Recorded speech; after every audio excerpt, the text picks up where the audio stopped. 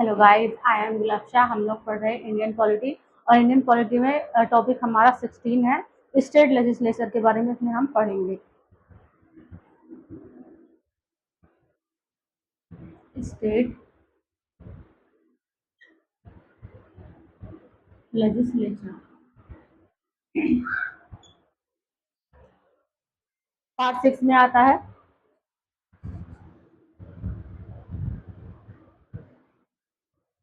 और आर्टिकल आते हैं इसमें 168 से लेकर 212 तक। 212 तक इसमें आर्टिकल है। इसका मतलब क्या है? इंडिया का जो कॉन्स्टिट्यूशन है वो इस्टेब्लिश हुआ था फेडरल स्ट्रक्चर, जो डिवाइडेड पावर करता है सेंट्रल और स्टेट गवर्नमेंट की। स्टेट लेजिस्लेचर गवर्न करता है।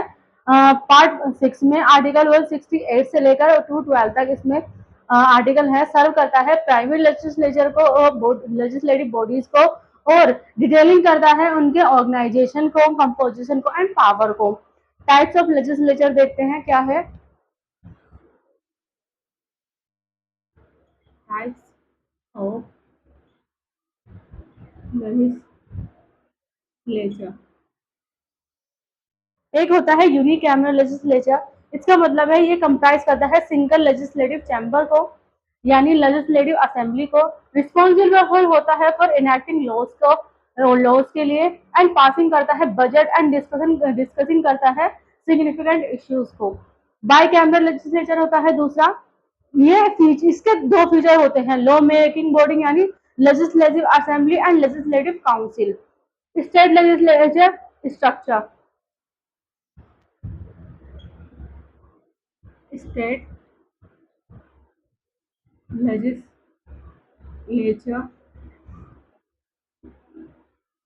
स्ट्रक्चर कैसा है? स्टेट लेजिस्लेचर कंसिस्ट होता है of governor plus legislative assembly यानी विधानसभा, प्लस लेजिस्लेटिव काउंसिल यानी विधान परिषद। इन केस ऑफ बाई कैमरलिज्म में दूसरा है नो यूनिफॉर्मिटी, मतलब Indian state legislature very in structure होगा। बाई कैमरल लेजिस्लेचर में 6 स्टेट है और बाई कैमरल लेजिस्लेटिव सिस्टम है। स्टेट कौन से हैं वो? आंध्र प्रदेश, तेलंगाना, महाराष्ट्र, कर्नाटका, उत्तर प्रदेश और बिहार। इसमें बाई कैमरल लेजिस्लेचरिज्म है। ठीक है। कंपोजिशन क्या है? कंसिस्ट करता है ऑफ गवर्नर्स को, लेजिस्लेटिव असेंबली को यानी विधानसभा को, एंड लेजिस्लेटिव काउंसिल यानी विधान परिषद को। आर्टिकल 169 पार्लियामेंट कैन अबोलिश कर सकता है लेजिस्लेटिव काउंसिल को और क्रिएट करता है अगर legislative assembly of the concern state pass करेगा रेजोल्यूशन जिसके बाई स्पेशल मेजोरिटी के टू दैट अफेक्ट दिस ये act of parliament is not be deemed होगा as an amendment of the constitution for the purpose of article के। ठीक है। 368 and is pass like an ordinary piece of legislation होगा बस simple majority के साथ में। Legislative assembly and legislative council, legislative assembly and legislative council.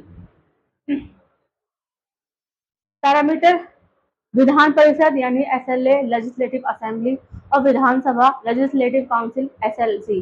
Strength क्या होती है? लेजिस्लेटिव असेंबली की मैक्सिमम स्ट्रेंथ होती है 500, मैक्सिमम स्ट्रेंथ में 60 द मिनिमम स्ट्रेंथ होती है उसकी 60 डज नॉट अप्लाई कर सकते हैं सेवरल स्मॉलर स्टेट के which are allowed to have less than 60 member, यानी गोवा से 40 है, मिजोरम से 40 है एंड सिक्किम से 32, ये सब है। लेजिस्लेटिव काउंसिल में मैक्सिमम स्ट्रेंथ होती है 1/3 of total strength of the assembly की, मिनिमम स्ट्रेंथ 40 होती है, मेंबर आर इनडायरेक्टली इलेक्टेड होते हैं, एक्चुअल स्ट्रेंथ फिक्स करता है पार्लियामेंट। ठीक है। Manner of election legislative assembly में डायरेक्टली इलेक्टेड होते हैं on the basis of universal adult franchise के, और लेजिस्लेटिव काउंसिल में 5/6 ऑफ द टोटल मेंबर होते आर इनडायरेक्टली इलेक्टेड होते हैं, यानी प्रोपोर्शनल रिप्रेजेंटेशन होती है of by means of a single transferable vote के जरिए। 1/3 by member of total bodies होते हैं जिसमें म्यूनिसिपैलिटी, डिस्ट्रिक्ट डिस्ट्रिक्ट बोर्ड इत्यादि ये सब आते हैं। 1/3 बाई मेंबर होते हैं लेजिस्लेटिव असेंबली के। 1/12 होते हैं graduate of 3 years standing and residing in the state के अंदर जो होते हैं। 1/12 होते हैं by teachers of 3 years standing in the state not lower than secondary school से नहीं होने चाहिए।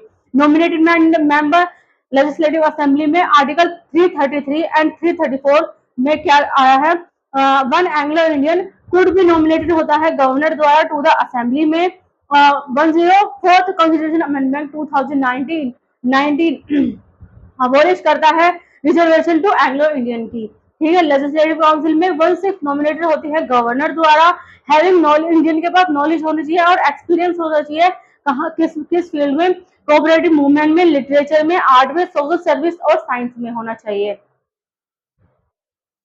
ठीक है, ड्यूरेशन लेजिस्लेटिव असेंबली में नॉर्मल टर्म 5 ईयर होता है from the first meeting after general election से। गवर्नर कैन डिसॉल्व कर सकता है एट एनी टाइम, किसी भी वक्त। टर्म्स कैन बी एक्सटेंडेड होते हैं बाय पार्लियामेंट द्वारा during a national emergency for 1 year के लिए at a time can not exceed 6 months after the emergency and. ठीक है, और लेजिस्लेटिव काउंसिल के कंटिन्यूइंग चैम्बर रहता है यानी परमानेंट बॉडी होती है। 1/3 ऑफ मेंबर रिटायर हर साल हो जाते हैं, यानी हर 2 साल के अंदर 1/3 मेंबर रिटायर हो जाते हैं। सर्विंग करते हैं 6 ईयर के लिए, एलिजिबल होते हैं फॉर इलेक्शन, री इलेक्शन के लिए and re nomination by the governor के। प्रिसाइडिंग ऑफिसर नेक्स्ट है स्टेट लेजिस्लेटिव असेंबली में स्पीकर ऑफ एसएलए कौन होते हैं, इलेक्टेड बाय होते हैं assembly from among its members में से होना चाहिए। Act as presiding officer in the speaker absence में करते हैं। डिप्यूटी स्पीकर परफॉर्म करते हैं ड्यूटी ऑफ स्पीकर की। देन अपसेट, अगर अपसेंट होंगे तो एक्ट एज करेंगे presiding officer in the officer. Speaker absent होंगे जब। पीनल ऑफ चेयरपर्सन क्या रहती है, नॉमिनेटेड बाई होती है स्पीकर द्वारा। एनीवन कैन प्रिसाइड कर सकता है इनसा अगर स्पीकर अब्सेंट होंगे तो। लेजिस्लेटिव काउंसिल में चेयरपर्सन ऑफ एलसीए कौन होते हैं, elected bye council from among the members में से होते हैं। डिप्यूटी चेयरमैन परफॉर्म करते हैं ड्यूटी ऑफ चेयरपर्सन की, अगर अब्सेंट होंगे। एक्ट करेंगे as presiding officer in the chairperson absent होंगे तब। Panel of vice chairperson nominated by the chairman होते हैं। एनीवन कैन प्रिसाइड कर सकता है in the absence of chairman की में। ठीक है, पावर एंड ड्यूटीज में लेजिस्लेटिव असेंबली की मेंटेन करते हैं ऑर्डर एंड डेकोरम को, इंटरप्रेट करते हैं provision of constitution and rules, adjust करते हैं असेंबली वोट्स को इन केस ऑफ टाइम में, अलाउ करते हैं secret sitting, final decision of money bill का डिसाइड करते हैं disqualification under 10th schedule, appoint करते हैं चेयरमैन ऑफ कमिटीज की, प्रिसाइड करते हैं ओवर स्पेसिफिक कमेटीज को। लेजिस्लेटिव काउंसिल में सेम है असेंबली का, विद एडिशनल ड्यूटीज रिलेटेड होती हैं टू काउंसिल फंक्शनिंग के साथ में। ऑथ और अफर्मेशन दोनों की सेम है, लेजिस्लेटिव काउंसिल की भी और असेंबली की क्या है। मस्ट मेक एंड सब्सक्राइब कर सकते हैं ऑथ कब, बिफोर गवर्नर और अपॉइंटेड पर्सन के, without it can not vote for participate in proceedings में। पार्टी पेनल्टी होती है इसकी 500 रुपीज फॉर हर एक डे के लिए सिटिंग और voting without taking the auth और बी डिस्क्वालीफाइड। क्वालिफिकेशन क्या होनी चाहिए, ये भी सेम है क्वालिफिकेशन में लेजिस्लेटिव असेंबली की भी और काउंसिल की भी। यानी सिटीजनशिप में क्या होना चाहिए, must be citizen of India होना चाहिए, और मस्ट अफर्म करनी चाहिए allegiance to the constitution and uphold India sovereignty होनी चाहिए। एज कितनी होनी चाहिए, एटलीस्ट 30 ईयर्स होनी चाहिए फॉर लेजिस्लेटिव काउंसिल में, और 25 ईयर लेजिस्लेटिव असेंबली में होनी चाहिए। अदर क्वालिफिकेशन क्या होनी चाहिए, एज प्रिस्क्राइब बाय पार्लियामेंट होना चाहिए। रिप्रेजेंटेशन ऑफ पीपल एक्ट 1950 में लेजिस्लेटिव काउंसिल में मस्ट बी एन इलेक्टर होना चाहिए इन द स्टेट एंड रेसिडेंट होना चाहिए, एलिजिबल फॉर गवर्नर्स नॉमिनेशन के लिए भी होना चाहिए। लेजिस्लेटिव असेंबली में must be an elector in the state होना चाहिए। रिजर्व सीट में must belong to a schedule caste और tribe or to consider reserve seat but can contest unreserved seat as well.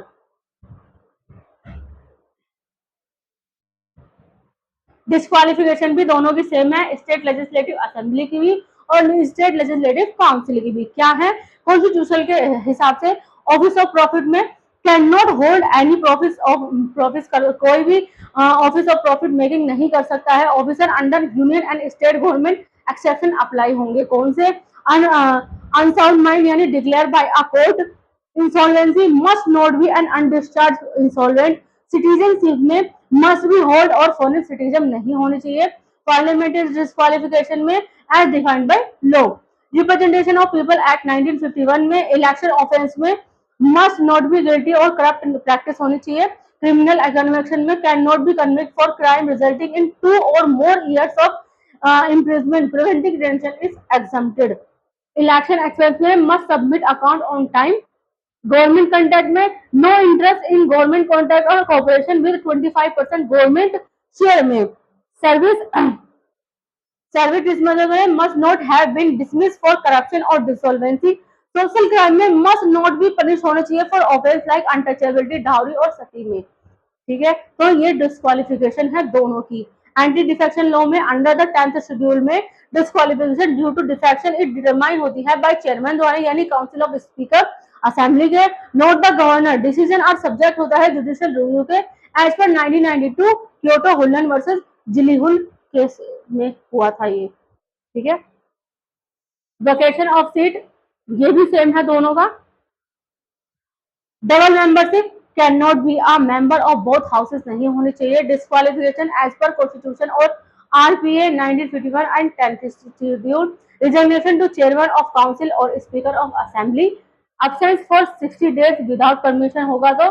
Other cases include होंगे इसमें elected voted by code, expelled, elected as president, vice president और appointed as governor. Salaried and allowances कौन सी होती हैं? Fix by the state legislative करता है। Charge on the consolidated fund of India state करता है। No subject to annual vote होता है।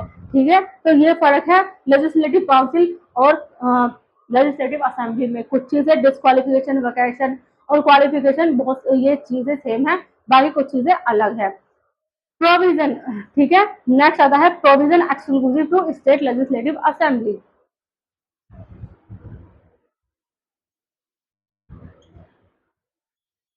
Provision exclusive to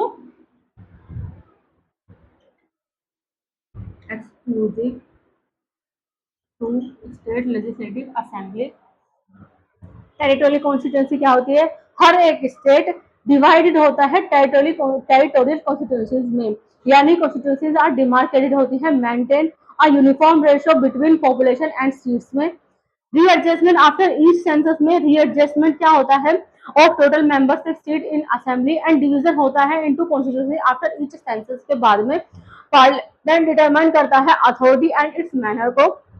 reservation of seat for SC and ST में readjustment of total number of seats in the assembly and division into constituencies after each census।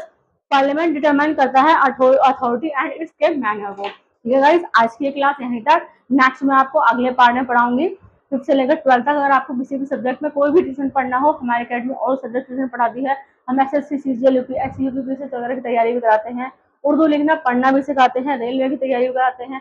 अगर आपको इनमें से किसी भी चीज में कोई भी ट्यूशन लेना हो, आप मेरा हमें कॉल कर सकते हैं। नीचे कैप्शन में हमारा नंबर दिया गया है। ज़्यादा लाइक करें, सब्सक्राइब करें, कमेंट करें। Thank you so much.